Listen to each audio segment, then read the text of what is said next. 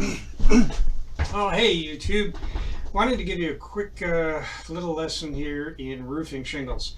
So, something I learned just a few months ago, and just thought it was something that'd be worthwhile to share with you.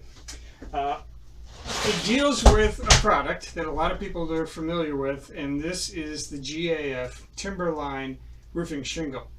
It's a very popular shingle. It's been sold quite a lot over the last 20 years or so. Uh, I've run into a few issues with this shingle, and I wanted to kind of discuss it with you in case you run into problems too, so you'll understand.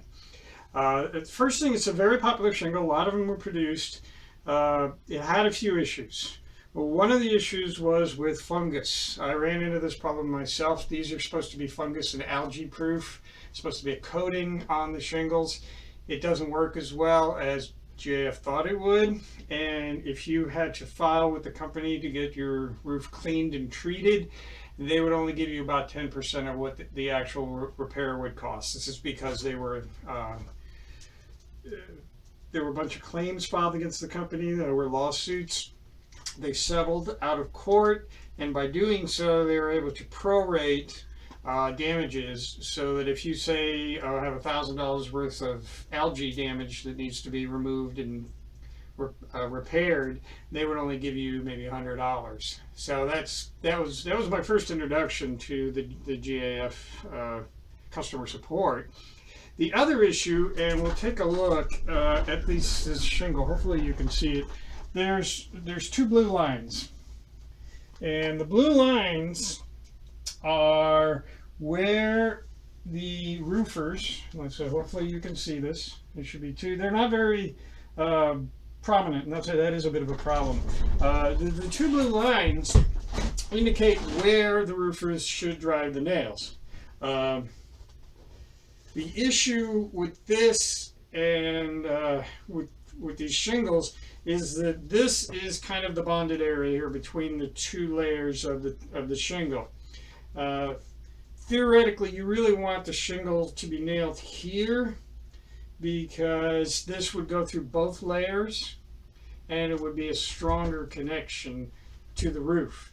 By doing it higher, and anywhere between here and here, which is really high, basically JF has created what they call a high nail shingle, which runs into a couple of problems. One, because you're nailing in a plate that isn't as reinforced as, say, the bond here, you may over nail, which means if the pressure in your nail gun is set too high, what will happen is you'll blow too hard into the shingle, and then what will happen is the nail will be too far in there, and then if wind comes, what will happen is the wind will actually pull the entire shingle off of the nail, and you'll get a big hole like this. This is like this because of wind damage. This one specifically, you can see the shingle tore. Now, GAF was sued for this, and again, they settled out of court, and that allows them to prorate. So if you have $14,000 worth of roof damage, and you need your roof replaced, they will probably send you a check for $1,400, if anything. So that's a problem.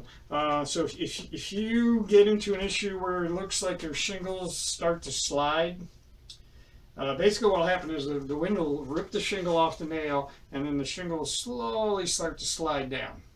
And that's an indication you got wind damage. A good insurance company should be able to help you with this, because even though this is technically a defect in manufacturing, the way they designed this, it is still wind damage. Really quick, why they did it this way: GAF figured that if you're nailing here, and the shingle that covers it, let's just say there's another shingle here that covers it like this, if you're nailing here, that might be too close. The nail might be actually too close to where the water is as it comes off your roof, and what will happen is it could rust the nail, which could cause even more problems. So they decided, well, we'll just back up a bit, and we're hoping that the roofers will use this first line, but what happens is the roofers usually use somewhere in between, and that could lead to a problem. When I had my roof replaced, I actually went with Owens Corning. The reason, Owens Corning uses what they call the sure nail system. I mean, this is hard to miss. This is the place where the shingles come together. So if you hit along this area, you are hitting the reinforcement point. Plus, Owens Corning actually runs another reinforcing. I don't know if this is Kevlar or some other ballistic nylon, but it's really tough material. So what happens is, as the roofer nails here on this strip, you're not only hitting both pieces of the shingle, but you're actually hitting a reinforcement point that then holds the nail. It's a much better shingle. This is the Owens Corning Duration shingle, and it's actually has a lifetime warranty, which is really interesting. We'll see if it works, but it's supposed to be non-prorated for 25 years, which is crazy, because your GAF is a 25-30 year shingle, but it only lasts about 15 years, and after that they prorate like crazy. So a little bit about shingles there. If you run into a high nail shingle situation, or you run into tearing with your GAF or fungus, please leave a comment on this video. I'm really curious to know. Also, if you've had experience with the Owens Corning Sure Nail system, good or bad, I'd kind of like to know. All right, thanks everyone.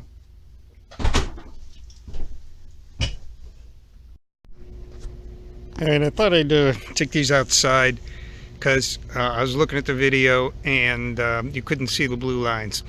So hopefully here in the sun, which is pretty bright today, you can actually see the blue lines in the Owens Corning, I'm sorry, the GAF product. You can see here, my last roofers, they just barely were on that line. That's way high. But this is the blue line that I'm talking about. If you have these shingles and you have damage and the insurance company comes out, pretty good chance they're going to say you have a high nail shingle situation, and they may want to send out an engineer before they pay. So just be aware. Thanks.